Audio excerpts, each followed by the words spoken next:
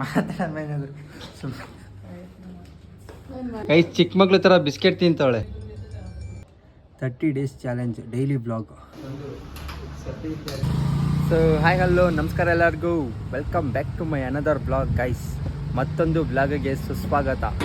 ಒಳ್ಳೆ ಜನಕ್ಕೆ ಒಳ್ಳೆ ತನಕ್ಕೆ ಕೇಳೋ ಮೂರ್ಖ ಸೋಲಿಲ್ಲ. ಸೊ ಇವತ್ತಿನ ಬ್ಲಾಗ್ ಸ್ಟಾರ್ಟ್ ಮಾಡ್ತಿರೋದು ನಾನು ಒಂದು ರೋಡ್ ಅಂದರೆ ಬ್ಯಾಂಕ್ ಹತ್ರ ನನ್ನ ಫ್ರೆಂಡಿಗೆ ವೆಯ್ಟ್ ಮಾಡ್ತಾಯಿದ್ದೀನಿ. ಸೊ ಇವತ್ತು ಏನು ಬ್ಲಾಗಪ್ಪ ಅಂತಂದರೆ, ಇವತ್ತು ಹಾಸ್ಪಿಟಲ್ಗೆ ಹೋಗಬೇಕು, ನಮ್ಮ ಅಮ್ಮನ ಹಾಸ್ಪಿಟ್ಲಿಗೆ ಕರ್ಕೊಂಡು ಹೋಗಬೇಕು. ಸೊ ಲಾಸ್ಟ್ ವೀಕ್ ಆ್ಯಕ್ಸಿಡೆಂಟ್ ಆಗಿತ್ತು, ಅದ್ರ ಬಗ್ಗೆ ಫುಲ್ ಡೀಟೇಲ್ಸು ನಾನು ಹಾಸ್ಪಿಟ್ಲಿಂದ ಬಂದಮೇಲೆ ಹೇಳ್ತೀನಿ. 2 ಗಂಟೆಗೆ ಹೋಗಬೇಕು ಡ್ರೆಸ್ಸಿಂಗ್ ಮಾಡ್ಸೋಕ್ಕೆ. ಇವಾಗ ಹೋಗಿ ಅಪಾಯಿಂಟ್ಮೆಂಟ್ ತೊಗೋಬೇಕು. ಈಗ ಹಾಸ್ಪಿಟ್ಲ್ ಹತ್ರ ಹೋಗಿ ಸಿಗ್ತೀನಿ ನಿಮಗೆ ಗೈಸ್. ಹಾಸ್ಪಿಟ್ಲ್ ಹತ್ರ ಏನು ಹೋಗಲಿಲ್ಲ, ಡಾಕ್ಟರ್ಗೆ ಇಲ್ಲೇ ಕಾಲ್ ಕೇಳಿದೆ ಸರ್ ಎಷ್ಟೊತ್ತಿಗೆ ಬರಬೇಕು ಅಂತ ಕೇಳಿದ್ದಕ್ಕೆ, ಅಪಾಯಿಂಟ್ಮೆಂಟ್ ಏನಾರು ತೊಗೋಬೇಕು ಅಂದಿದ್ದಕ್ಕೆ ಇಲ್ಲ ಪರವಾಗಿಲ್ಲ ಹೇಳಿದ್ದೀನಿ ಅಂತ ಹೇಳಿದ್ದಾರೆ.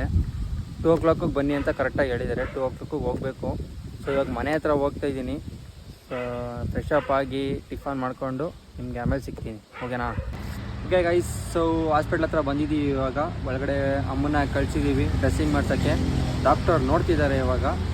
ಸೊ ಆ್ಯಕ್ಸಿಡೆಂಟ್ ಹೆಂಗಾಯಿತು ಅಂತ ಹೇಳಿದ್ರೆ, ಆ್ಯಕ್ಸಿಡೆಂಟ್ ಆಗಿದ್ದು ಲಾಸ್ಟ್ ವೀಕ್ ಮಂಡೇ 23 ಒಂದು 3:10 ಅಷ್ಟರಲ್ಲಿ ಆ್ಯಕ್ಸಿಡೆಂಟ್ ಆಗಿತ್ತು.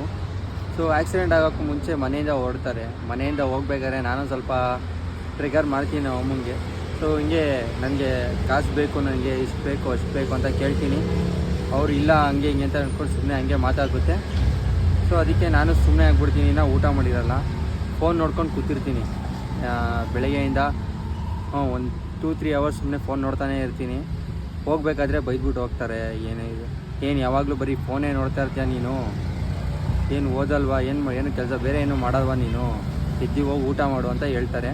ನಾನು ಆಯಿತು ಅಂದ್ಬಿಟ್ಟು ಊಟ ಮಾಡೋಣ ಅಂತ ಅಂಗಡಿಗೆ ಹೋಗ್ಬಿಟ್ಟು ಮೊಸರು ತಗೊಬರಕ್ಕೆ ಹೋಗಿದ್ದೆ. ಅಷ್ಟರಲ್ಲಿ ಹೊರಟಿದ್ರು ಅವರು. ಇನ್ನೇನು ಅಂಗಡಿಗೆ ಹೋಗಿದ್ದು ಬಂದು ಇನ್ನೇನು ಊಟ ಹಾಕೋಬೇಕು, ಅಷ್ಟೊತ್ತಿಗೆ ನಮ್ಮ ಅಕ್ಕ ಕಾಲ್ ಮಾಡ್ತಾಳೆ. ಹಿಂಗೆ ಯಾವಾಗ 10 ನಿಮಿಷದ ಗ್ಯಾಪಲ್ಲಿ ಹಿಂಗೆ ಆ್ಯಕ್ಸಿಡೆಂಟ್ ಆಗಿದೆ ಅಮ್ಮಂಗೆ. ನಾನು ನಮ್ಮ ಅಕ್ಕನೂ ಇದ್ದು ಜೊತೇಲಿ, ಹಿಂಗೆ ಆ್ಯಕ್ಸಿಡೆಂಟ್ ಆಗಿದೆ ಬೇಗ ಬಾ ಅಂತ ಕರೀತಾಳೆ. ನಾನು ಅಲ್ಲೇ ಸೈಕಾಗ್ಬಿಟ್ಟೆ ಫುಲ್ಲು. ಏನಪ್ಪ ಇವಾಗ ತಾನೇ ಹೋದ್ರು, ಅಷ್ಟು ಬೇಗ ಆ್ಯಕ್ಸಿಡೆಂಟ್ ಅಂತಿದ್ದಾರೆ ಅಂತ. ನಾನು ಫುಲ್ ಗಾಬರಿ, ಅದು ಏನಾಯಿತು ಏನು. ನಮ್ಮ ಅಕ್ಕ ಏನು ಕರೆಕ್ಟಾಗಿ ಹೇಳ್ತಾನೂ ಇಲ್ಲ ಏನಾಯಿತು ಅಂತ. ಸೊ ನಾನು ಅದಕ್ಕೇ ಬೇಗ ಎದ್ದು ಊಟನೂ ಮಾಡಲಿಲ್ಲ, ಹಾಕ್ಕೊಂಡಿರಲಿಲ್ಲ ಇನ್ನು. ಊಟ ಮಾಡಿದೆ, ಹಂಗೆ ಹೋದೆ, ಡೈರೆಕ್ಟ್ ಗಾಡಿ ತೊಗೊಂಡು ಹೋದೆ. ನೋಡಿದ್ರೆ ಕೆಳಗಡೆ ಬಿದ್ದವ್ರೆ. ಕಾಲಿದೆಯಲ್ಲ, ಮಂಡಿ ಅದು ಬೋನ್ ಬ್ರೇಕ್ ಆಗಿಬಿಟ್ಟಿತ್ತು. ನಾನು ಫುಲ್ ಕಿಚ್ಚಾಡ್ದೆ ಅಂದ್ಕೊಳ್ಳಿ. ಯಪ್ಪ, ನಾನು ಯಾರು ಮಾಡಿದ್ದು ಹಂಗೆ ಹಿಂಗೆ ಅಂತ ಫುಲ್ ಕಿಚ್ಚಾಡ್ತಿದ್ದೀನಿ. ಯಾರೋ ಪಕ್ಕದಲ್ಲಿ ಒಬ್ಬ ನಿಂತಿದ್ರು, ಇವರೇ ಮಾಡಿದಂತ ಸುಮ್ಮನೆ ಇವರೇ ಅಂತ ಹೇಳಿದ್ರು. ನಾನು ಅವ್ರ ಮೇಲೆ ಕಿಚ್ಚಾಡ್ತಿದ್ದೀನಿ. ಆಮೇಲಿಂದ ಹೇಳಿದ್ರು ಸಮಾಧಾನ ಮಾಡ್ಕೊ, ಫಸ್ಟ್ ಅಮ್ಮನ ಹಾಸ್ಪಿಟ್ಲಿಗೆ ಕರ್ಕೋಗೋಣ ಅಂದ್ಬಿಟ್ಟು ಆ್ಯಂಬುಲೆನ್ಸಿಗೆ ಫೋನ್ ಮಾಡಿದ್ರು. ಅವ್ರು ಇನ್ನೂ ಬಂದೇ ಇರಲಿಲ್ಲ. ಒಂದು 20 ನಿಮಿಷ 1/4 ಗಂಟೆ ಆಮೇಲೆ ಬಂದುಬಿಟ್ಟು ನೀನು ಕರ್ಕೊ ಹೋಗ್ತಾಯಿದ್ದೀವಿ, ರೂಟ್ ಹೇಳ್ತಿದ್ದೀನಿ ನಾನೇ ಆ್ಯಂಬುಲೆನ್ಸ್ ಅವ್ರಿಗೆ. ಸೊ ಹಿಂಗೆ ಹೋಗಿ ಹಿಂಗೆ ಹತ್ರ ಆಗುತ್ತೆ ಅಂತ. ಇಲ್ಲ ನಮಗೂ ಗೊತ್ತು ಇರಿ ಅಂದ್ಬಿಟ್ಟು ಅದು ಯಾವುದೋ ಒಂದು ಆಂಟಿ ಮ್ಯಾಪ್ ಹಾಕಿದ್ದೀವಿರಪ್ಪ, ನಾವು ಮೈಸೂರಲ್ಲಿರೋ ನಮಗೆ ಗೊತ್ತಿರಲ್ವ ಯಾವ ಹಾಸ್ಪಿಟ್ಲ್ ಎಲ್ಲಿರುತ್ತೆ ಅಂತ. ಹಂಗೂ ನಾನು ಫುಲ್ ಚಾಡ್ಬಿಟ್ಟೆ ಅಂದ್ಕೊಳ್ಳಿ. ಯಪ್ಪ, ಅಲ್ಲಿ ಫುಲ್ಲು ಕಾಲು ಬೇರೆ ನೋವ್ತಾಯಿದೆ ಅಮ್ಮಂಗೆ, ಆಗ್ತಾಯಿಲ್ಲ. ಹಿಂಗೆ ಒಂದೇ ರೋಡಲ್ಲಿ ಬರಬೇಕಿತ್ತು ನಾವು. ಸೊ ಹಿಂಗೆ ಯಾದವಗಿರಿಯಿಂದ ಡೈರೆಕ್ಟ್ ಒಂಟಿಕೊಪ್ಪಲಿಂದ ಬಂದರೆ ಈಗ ಹಾಸ್ಪಿಟ್ಲು ಸಿಗುತ್ತೆ, CEG ಹಾಸ್ಪಿಟ್ಲು ನೋಡಿ. ಈ ಹಾಸ್ಪಿಟ್ಲಿಗೆ ನಾನು ಹೇಳಿದ್ದು, ನನ್ನ ಫ್ರೆಂಡು ಇದೆ ಹೇಳ್ದ, CEG ಹಾಸ್ಪಿಟ್ಲಿಗೆ ಕರ್ಕೊಂಡು ಹೋಗು ಅಂತ. ಕರ್ಕೊಂಡು ಬರ್ತಾಯಿದ್ದೀವಿ. ಯಾದವಗಿರಿಯಿಂದ ರಿವರ್ಸ್ ಹೊಡೆದು ಮತ್ತೆ ಬಿದ್ದಿರೋ ಜಾಗದಿಂದ ಹೋಗ್ತವ್ರೆ.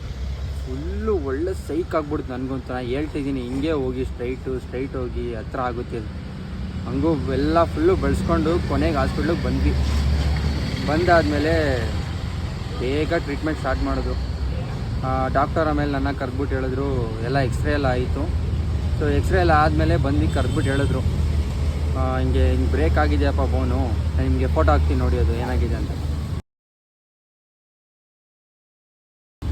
ಹಿಂಗಾಗಿದೆ, ಆಪ್ರೇಷನ್ ಮಾಡಲೇಬೇಕು, ನೀವು ಹ್ಞೂ ಅಂದರೆ ಮಾಡ್ತೀವಿ ಇವತ್ತೇ ಅಂತಂದರು. ಸೊ ನಾನು ಅದಕ್ಕೆ ಎಲ್ಲದಕ್ಕೂ ಹ್ಞೂ ಅಂತ ಹೇಳಿದೆ. ಆಪ್ರೇಷನ್ ಮಾಡಿ ಇವತ್ತೇ ಮಾಡ್ತೀವಿ, ಒಂದು 7:30 8 o'clock ಮಾಡ್ತೀವಿ ಅಂತ ಹೇಳಿದ್ರು. ಸರಿ ಆಯಿತು ಅಂದ್ಬಿಟ್ಟು ಆಮೇಲಿಂದ ಆಪ್ರೇಷನ್ ಆಯಿತು. 8 o'clock 8:30ಗೆ ಹೋಗಿದ್ದು. 11:30 ಆಯಿತು. ಆಮೇಲೆ ಬಂದರು, ಫುಲ್ ರೆಸ್ಟ್ ತೊಗೊಂಡ್ರು. ಇನ್ನೇನು ಇದೆಯಲ್ಲ, ಸೊ ಅವರು ಆಮೇಲೆ ಕೇಳಿದ್ವಿ. ಮತ್ತು ಇನ್ನೊಂದು ಸಲ ಎಕ್ಸ್ರೇ ಮಾಡಿದ್ರು, ಕರೆಕ್ಟಾಗಿ ಆಗಿದೆ ಆಪ್ರೇಷನ್ನು, ಏನು ತೊಂದರೆ ಇಲ್ಲ, ಆದರೆ ಬೆಡ್ ರೆಸ್ಟ್ ಇರಬೇಕು, ಒಂದು 2 months ಆದರೂ ಬೇಕು ಅದು ರಿಕವರ್ ಆಗೋಕ್ಕೆ ಅಂತ ಹೇಳಿದ್ರು. ಸರಿ ಆಯಿತು ಅಂದ್ಬಿಟ್ಟು ಈಗ ಮನೆಗೆ ಕರ್ಕೊಬಂದು, ಎಷ್ಟು ದಿನ ಆಯ್ತು ಇವಾಗ, ಒಂದು 15 days ಆಯಿತು. 15 days ಆಗಿಲ್ಲ, ಒಂದು 12 to 10 days ಆಗಿದೆ. 10 days ಆಗಿದೆ, ಕರೆಕ್ಟಾಗಿ 10 days ಆಗಿದೆ. ಈಗ ಮತ್ತೆ ಡ್ರೆಸ್ಸಿಂಗಿಗೆ ಬಂದಿದ್ದೀವಿ. ಈಗಾದಮೇಲೆ ಗಾಡಿ ಹೆಂಗಾಗಿದೆ ಅಂತ ತೋರಿಸ್ತೀನಿ ನಿಮಗೆ. ಅದು ಹೆಂಗಾಗಿದೆ ಅಂದರೆ, ಪಾರ್ಕಿಂಗ್ ಆಗಿರೋ ಕಾರು ಸಡನ್ನಾಗಿ ಡೋರ್ ತೆಗ್ದುಬಿಟ್ಟಿದ್ದಾರೆ. ಅವ್ರು ಎಲ್ಲಿ ಕಾರ್ಗೆ ಹೋಗಿ ಗುದ್ಬಿಡ್ತೀನಿ ಅಂತ ರೈಟಿಗೆ ತೊಗೊಂಡಿದ್ದಾರೆ, ಲೆಫ್ಟ್ ಹ್ಯಾಂಡ್ಲು ಹೊಡೆದು ಕೆಳಗಡೆ ಬಿದ್ದವ್ರೆ. ಫ್ಯಾಬ್ರಿಗೆ ಏನು ಮಾಡಿ ಕೈ ಕೊಟ್ಟು ಕಾಲು ಒಳಗಡೆ ಹೋಗ್ಬಿಟ್ಟಿದ್ದಾರೆ, ರೈಟ್ ಸೈಡ್ ಬಿದ್ದು. ಅದಕ್ಕೆ ರೈಟ್ ಸೈಡ್ ಕಾಲು ಫುಲ್ ಅದೇ ಡ್ಯಾಮೇಜ್ ಆಗಿದೆ, ಬೋನ್ ಬ್ರೇಕ್ ಆಗಿದೆ ಅಂತ ಹೇಳಿದ್ರು. ಮತ್ತು ಈ ಬೆರಳದು, ಲೆಫ್ಟ್ ಬೆರಳದು ಅದು ಕಟ್ಟಾಗ್ಬಿಟ್ಟಿದೆ.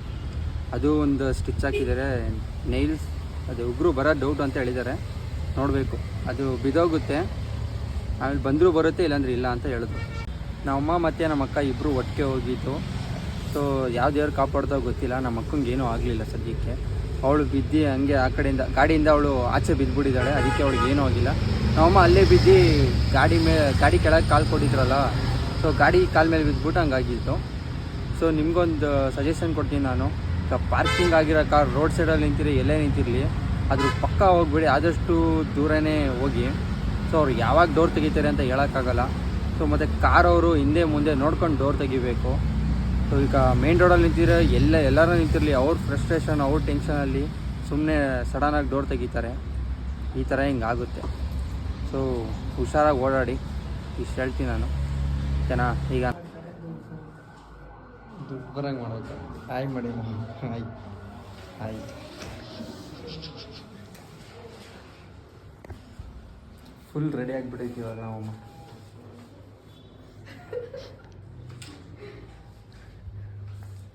ಇನ್ನೆಷ್ಟು ದಿನ, ಇನ್ನು 15 ದಿನದಲ್ಲಿ ಫುಲ್ ನಡೆದಾಡ್ತಾರೆ ಇವಾಗ. ಅಮ್ಮ ಮಾತಾಡೋದು ಸುಮ್ಮನೆ. ಇವಾಗ ಸ್ವಲ್ಪ ಹುಷಾರಾಗಿದ್ದಾರೆ, ಪರವಾಗಿಲ್ಲ. ಗೈಸ್, ಗಾಡಿ ಏನೇನು ಡ್ಯಾಮೇಜ್ ಆಗಿದೆ ಅಂತ ತೋರಿಸ್ತೀನಿ ನೋಡಿ. ಫಸ್ಟ್ ಇದಾಗಿದೆ,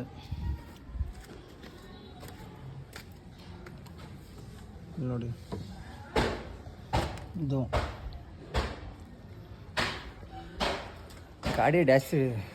ಗಾಡಿ ಜಾಸ್ತಿ ಡ್ಯಾಮೇಜ್ ಆಗಿಲ್ಲ, ಬಾಡಿನ ಜಾಸ್ತಿ ಡ್ಯಾಮೇಜ್ ಆಗಿದೆ. ಗೈಸ್, ಚಿಕ್ಕ ಮಕ್ಳ ಥರ ಬಿಸ್ಕೆಟ್ ತಿಂತಾವಳೆ. ನನ್ನ ಫ್ರೆಂಡು ಒಂದು ಗೋಪ್ರೋ ಕೊಟ್ಟಿದ್ದಾನೆ, ನೋಡೋಣ ಹೆಂಗಿದೆ ಅಂತ ತೋರಿಸ್ತೀನಿ. ಗೋಪ್ರೋ ಅಲ್ಲಮ್ಮ, ಗೋಪ್ರೋ.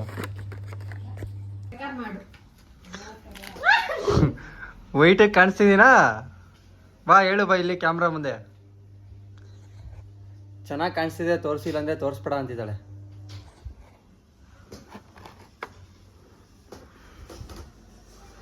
ಇದೇ ಕ್ಯಾಮ್ರಾ, ಗೋಪ್ರೋ ಆ್ಯಕ್ಷನ್ ಕ್ಯಾಮ್ರಾ ಇದು.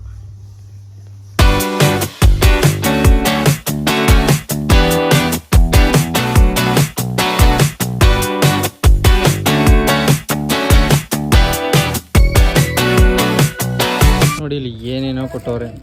ಇದು ಕ್ಯಾಮ್ರಾ ಒರೆಸ್ಕೊಳ್ಳೋದಕ್ಕೆ, ಇದೇನೋ ಕೊಟ್ಟಿದ್ದಾರೆ ಗೊತ್ತಿಲ್ಲ, ಏನೋ ಬೆಲ್ಟ್, ಇದು ಗೊತ್ತಿಲ್ಲ, ಏನೋ ಕೊಟ್ಟಿದ್ದಾರೆ. ಇದೊಂದು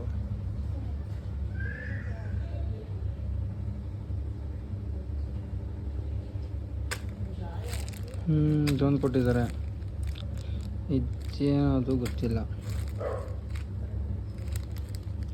ಸೊ ಇದೊಂದು, ಆಮೇಲಿಂದ ಇದೊಂದು, ಏನೇನೋ ಕೊಟ್ಟಿದ್ದಾರೆ ಗೊತ್ತಾಗ್ತಿಲ್ಲ. ಯೂಟ್ಯೂಬ್ ನೋಡ್ಕೊಂಡು ಸೆಟ್ ಮಾಡಬೇಕು.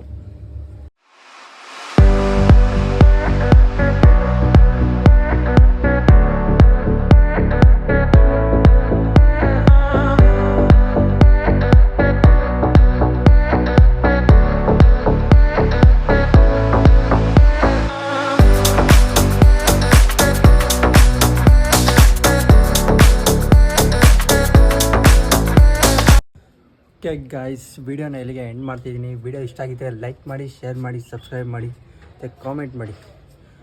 ನೆಕ್ಸ್ಟ್ ಬ್ಲಾಗಲ್ಲಿ ಸಿಗೋಣ. ಸೊ ಇನ್ನೊಂದು ಹೇಳೋದು ಮರ್ತೋಗ್ಬಿಟ್ಟೆ, ನಾನು ಡೈಲಿ ಬ್ಲಾಗ್ ಮಾಡೋಣ ಅಂತ ಇದ್ದೀನಿ.